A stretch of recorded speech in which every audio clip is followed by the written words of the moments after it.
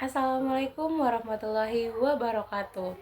Halo, apa kabar semuanya?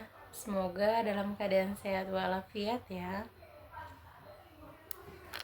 Pada video ini kita akan sama-sama mempelajari dan membahas 8 keterampilan mengajar seorang guru. Tujuan pembuatan video ini adalah untuk memenuhi tugas ulangan tengah semester mata kuliah Micro Teaching yang diampu oleh Ibu Dr. Afnita MPD. Selamat menyaksikan. Dari 8 keterampilan mengajar seorang guru, yang pertama yaitu ada keterampilan membuka dan nutup pelajaran, di mana keterampilan ini merupakan bagian terpenting dalam proses pembelajaran, karena bersifat sebagai jembatan awal dan akhir yang menentukan suasana kelas, kesiapan siswa, serta efektivitas penyampaian materi. Untuk keterampilan membuka ini memiliki arti yaitu kemampuan guru dalam mempersiapkan dan memulai kegiatan pembelajaran secara efektif agar siswa siap secara mental dan emosional untuk menerima pelajaran. Keterampilan membuka pelajaran memiliki beberapa tujuan. Pertama, untuk menarik perhatian siswa, di mana guru dapat menggunakan berbagai cara menarik seperti memberikan pertanyaan pemantik, menampilkan gambar, cerita pendek, video singkat, atau fenomena aktual. Kedua, membangkitkan motivasi belajar dengan menjelaskan manfaat mempelajari materi tersebut dalam kehidupan siswa. Ketiga, menghubungkan materi baru dengan pengalaman atau pengetahuan sebelumnya, dengan cara mengulas sedikit materi terdahulu yang berkaitan agar siswa lebih mudah memahami pelajaran baru. Keterampilan menutup pelajaran adalah kemampuan guru dalam mengakhiri kegiatan pembelajaran dengan cara yang membantu siswa memahami inti materi, serta memberikan gambaran untuk langkah selanjutnya. Keterampilan ini memiliki beberapa tujuan. Pertama, menegaskan kembali pokok-pokok materi yang telah dibahas, di mana guru atau siswa menyimpulkan isi pelajaran secara singkat dan jelas. Kedua, memberikan kesempatan kepada siswa untuk melakukan refleksi atau evaluasi, yaitu dengan memberi ruang bagi siswa untuk menyampaikan pemahaman, pertanyaan, atau kesulitan yang mereka alami selama pembelajaran. Ketiga, menyiapkan siswa untuk pertemuan berikutnya, misalnya dengan memberikan tindak lanjut berupa tugas rumah, arahan belajar mandiri, atau motivasi untuk pelajaran berikutnya. Keempat, menyelesaikan pembelajaran dengan kesan positif, di mana guru menutup pelajaran menggunakan kalimat yang membangun, seperti pujian, semangat, atau motivasi. Keterampilan menjelaskan adalah kemampuan guru dalam menyampaikan informasi secara lisan dengan cara yang sistematis, jelas, dan mudah dipahami, agar siswa mampu memahami konsep serta fakta dalam pembelajaran. Keterampilan ini merupakan satu keterampilan dasar yang wajib dikuasai oleh setiap calon guru, karena berperan langsung dalam keberhasilan komunikasi antara guru dan siswa. Keterampilan menjelaskan memiliki beberapa tujuan. Pertama, membantu siswa memahami materi dengan lebih baik. Kedua, menyederhanakan konsep-konsep yang sulit agar lebih mudah dipahami oleh siswa. Ketiga, menjawab pertanyaan atau mengatasi kebingungan siswa secara tepat dan jelas. Keempat, menyampaikan informasi baru dengan cara yang menarik, logis, dan mudah diikuti. Selain itu, keterampilan menjelaskan juga memiliki beberapa prinsip agar penjelasan guru menjadi lebih efektif. Pertama, jelas, yaitu menggunakan bahasa yang mudah dipahami dan sesuai dengan tingkat perkembangan siswa. Kedua, sistematis, yaitu penyampaian informasi dilakukan secara berurutan dan logis sehingga mudah diikuti. Ketiga, relevan, yaitu materi yang dijelaskan harus berkaitan langsung dengan tujuan pembelajaran serta kebutuhan siswa. Keempat, ringkas, yaitu penjelasan disampaikan secara padat dan tidak bertele-tele, namun tetap mendalam. Kelima, ilustratif, yaitu penjelasan diperkuat dengan contoh, analogi, gambar, atau demonstrasi agar lebih mudah dipahami siswa. Keterampilan yang ketiga adalah keterampilan bertanya. Keterampilan ini merupakan kemampuan guru dalam merancang, menyampaikan, serta menanggapi pertanyaan secara tepat selama proses pembelajaran. Tujuannya adalah untuk mendorong partisipasi aktif siswa dan meningkatkan pemahaman mereka terhadap materi yang dipelajari. Keterampilan bertanya memiliki beberapa tujuan utama. Pertama, meningkatkan keterlibatan siswa dalam kegiatan pembelajaran. Kedua, mendorong pemikiran kritis dan kreatif agar siswa mampu berpikir lebih mendalam dan luas. Ketiga, memastikan pemahaman yang lebih mendalam terhadap materi yang sedang dipelajari. Dalam keterampilan bertanya, terdapat 3 jenis pertanyaan yang biasa digunakan guru dalam proses pembelajaran. Pertama, pertanyaan konvergen, tertutup, yaitu pertanyaan yang memiliki jawaban pasti atau terbatas. Jenis pertanyaan ini biasanya berfokus pada fakta, definisi, atau informasi spesifik. Kedua, pertanyaan divergen terbuka, yaitu pertanyaan yang memiliki beragam kemungkinan jawaban dan mendorong siswa untuk berpikir secara kreatif, kritis, serta analitis. Ketiga, pertanyaan analitis, yaitu pertanyaan yang menuntut siswa untuk menganalisis, memecahkan masalah, serta menguraikan hubungan sebab dan akibat dalam suatu situasi. Keterampilan yang keempat adalah keterampilan mengelola kelas dan disiplin. Keterampilan mengelola kelas merupakan kemampuan guru dalam menciptakan serta mempertahankan kondisi belajar yang kondusif, tertib, dan efektif, sekaligus mencegah serta menangani gangguan yang dapat menghambat jalannya proses pembelajaran.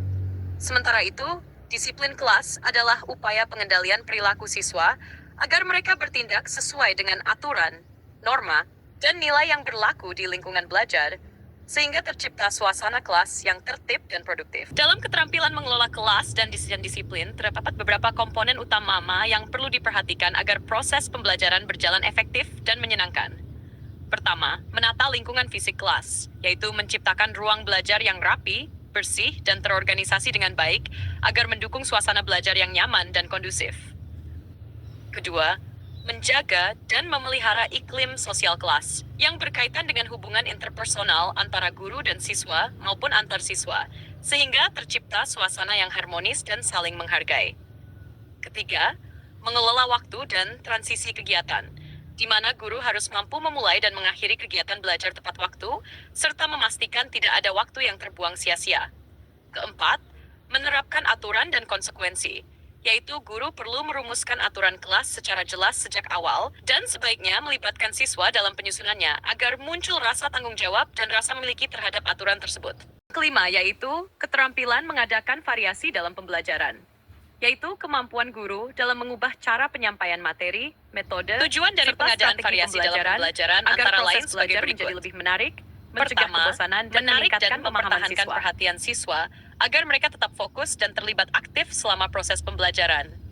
Kedua, meningkatkan motivasi dan semangat belajar siswa sehingga mereka lebih antusias dalam mengikuti pelajaran.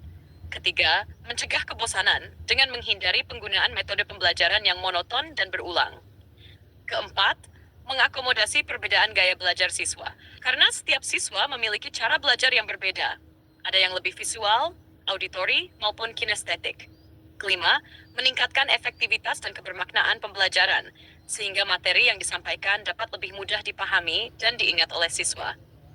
Dalam keterampilan mengadakan variasi dalam pembelajaran, terdapat 5 jenis pengadaan variasi yang dapat digunakan guru agar proses belajar lebih menarik dan efektif. Pertama, variasi cara penyampaian, yaitu dengan mengubah intonasi suara, tinggi rendah, cepat lambat, menggunakan ekspresi wajah dan bahasa tubuh yang sesuai, serta menyisipkan cerita atau humor edukatif untuk menjaga perhatian siswa. Kedua, variasi media dan alat bantu, misalnya menggunakan papan tulis, gambar, diagram, grafik, video, atau animasi untuk memperjelas dan memperkaya pemahaman siswa terhadap materi. Ketiga, variasi pola interaksi, yaitu dengan mengatur bentuk komunikasi antara guru dan siswa, seperti melalui tanya jawab, diskusi kelas, kerja kelompok, atau presentasi, agar siswa lebih aktif dan terlibat dalam proses pembelajaran. Keempat, variasi aktivitas belajar, yaitu dengan menghadirkan beragam kegiatan yang melibatkan siswa secara aktif, seperti melakukan eksperimen, proyek, studi kasus, membuat poster, atau menggunakan ice breaking ringan untuk menyegarkan suasana belajar. Kelima, variasi tempat dan waktu, yaitu dengan sesekali mengubah suasana belajar agar tidak monoton. Misalnya belajar di luar kelas, di halaman, taman sekolah, atau di lapangan. Perubahan lingkungan belajar ini dapat meningkatkan semangat, kreativitas, serta rasa antusias siswa dalam mengikuti pembelajaran. Keterampilan yang keenam adalah keterampilan memberikan penguatan dalam pembelajaran. Keterampilan ini merupakan tindakan yang dilakukan oleh guru untuk memperkuat perilaku positif siswa. Penguatan berfungsi sebagai bentuk penghargaan atau apresiasi yang diberikan guru agar siswa terdorong untuk mengulangi perilaku yang diinginkan dalam proses belajar. Tujuan utama dari keterampilan memberikan penguatan antara lain. 1. Meningkatkan motivasi siswa dalam belajar, agar mereka lebih bersemangat mengikuti kegiatan pembelajaran. 2. Membangun kepercayaan diri siswa, sehingga mereka merasa dihargai dan diakui atas usaha atau pencapaiannya. 3. Mengembangkan perilaku positif di lingkungan kelas, seperti disiplin, kerjasama, dan rasa tanggung jawab. 4. Meningkatkan keterlibatan siswa dalam diskusi dan aktivitas pembelajaran, sehingga tercipta suasana kelas yang aktif dan partisipatif. Jenis penguatan dalam pembelajaran dapat dilakukan melalui berbagai cara. Yang pertama yaitu secara verbal, yaitu penguatan yang diberikan melalui kata-kata atau ucapan guru yang bersifat positif, apresiatif, atau mendorong. Yang kedua yaitu secara non-verbal, yaitu penguatan yang diberikan melalui gerak tubuh, ekspresi wajah, atau bahasa tubuh guru yang menunjukkan sikap positif. Nah, yang ketujuh yaitu keterampilan mengajar kelompok kecil dan perorangan, yaitu kemampuan guru untuk membimbing siswa secara individual maupun dalam kelompok kecil guna meningkatkan pemahaman konsep serta pengembangan keterampilan. Tujuan dari keterampilan ini adalah memberikan perhatian khusus kepada siswa yang mengalami kesulitan belajar, meningkatkan partisipasi aktif siswa dalam proses pembelajaran, serta mengembangkan kemampuan belajar mandiri. Selain itu, keterampilan mengajar kelompok kecil dan perorangan juga bertujuan untuk memperkuat pemahaman konsep yang belum dikuasai dalam pembelajaran klasikal, serta mendorong kerjasama dan interaksi sosial antar siswa dalam kelompok kecil. Dalam penerapannya, guru memiliki beberapa peran penting, yaitu 1. Sebagai pembimbing, yaitu memberikan arahan, dorongan, dan motivasi agar siswa dapat belajar dengan lebih terarah dan percaya diri. 2. Sebagai fasilitator, yaitu menciptakan lingkungan belajar yang aman, nyaman, serta mendukung proses berpikir kreatif dan kritis. 3. Sebagai evaluator, yaitu memantau kemajuan belajar siswa, menilai hasil pembelajaran, serta memberikan umpan balik yang konstruktif untuk membantu siswa berkembang lebih baik. Kecil dan perorangan, terdapat beberapa karakteristik utama yang membedakan antara kedua bentuk pembelajaran tersebut. 1. Fokus pembelajaran. Mengajar perorangan berfokus pada satu siswa, dengan pendekatan yang disesuaikan secara khusus terhadap kebutuhan, kemampuan, dan gaya belajarnya. Mengajar kelompok kecil berfokus pada interaksi antar anggota kelompok, sehingga pembelajaran lebih bersifat kolaboratif. 2. Peran guru. Dalam mengajar perorangan, guru berperan sebagai pembimbing langsung yang memberikan arahan, penjelasan, dan bantuan sesuai kebutuhan individu. Dalam mengajar kelompok kecil, guru berperan sebagai fasilitator dan pengarah, membantu siswa bekerja sama, berdiskusi, dan saling bertukar ide. 3. Interaksi belajar. Pada pembelajaran perorangan, interaksi terjadi antara guru dan satu siswa, bersifat intensif dan personal. Pada pembelajaran kelompok kecil, interaksi melibatkan guru dan beberapa siswa serta mendorong kolaborasi dan komunikasi antar siswa. 4. Tujuan pembelajaran. Pembelajaran perorangan bertujuan untuk mengatasi kesulitan belajar spesifik dan mempercepat pemahaman siswa secara individu. Pembelajaran kelompok kecil bertujuan untuk menumbuhkan kerjasama, tanggung jawab bersama, dan kemampuan berpikir kritis melalui diskusi serta pemecahan masalah. 5. Kegiatan belajar. Dalam pembelajaran perorangan, kegiatan lebih bersifat bimbingan langsung, seperti latihan, konsultasi, atau tugas individu. Dalam pembelajaran kelompok kecil, kegiatan lebih kooperatif, seperti diskusi kelompok, proyek bersama, atau studi kasus.